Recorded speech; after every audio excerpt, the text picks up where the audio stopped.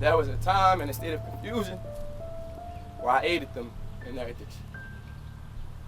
And I pray that God forgives me for that.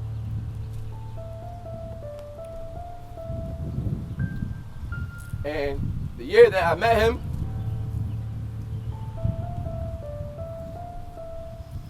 my cousin was killed the year before. And his name was Sade. And this particular cousin, we looked alike.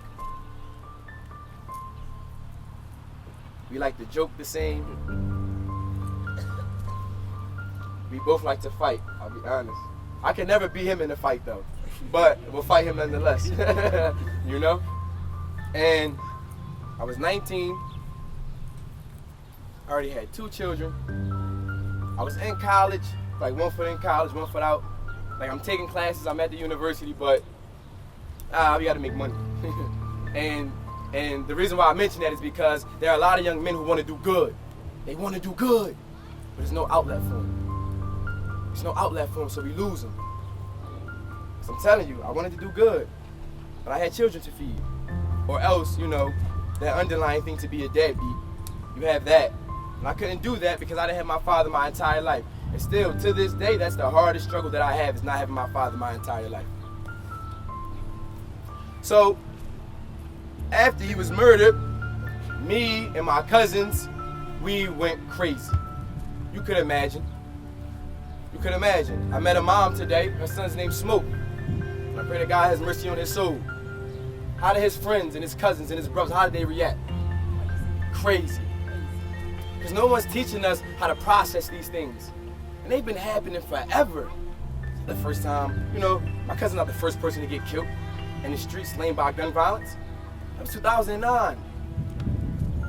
These things have been happening. However, and they've been glorified for longer than that. They've been glorified longer than that. In the music, in the videos. Even our entertainers mimic these things. I mean, our athletes mimic these things. But we went crazy. And if any of you who don't know what crazy means, is that we got out of submission to God. And we had voids inside our hearts, and we tried to fill them with various things. And so from that craziness, a few of us have drug addiction problems now because they couldn't process. A few of us are doing life for murder because they couldn't process.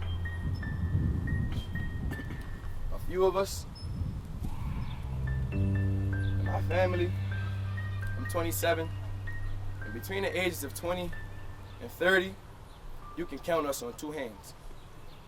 The rest of us are literally dead or in jail. My cousin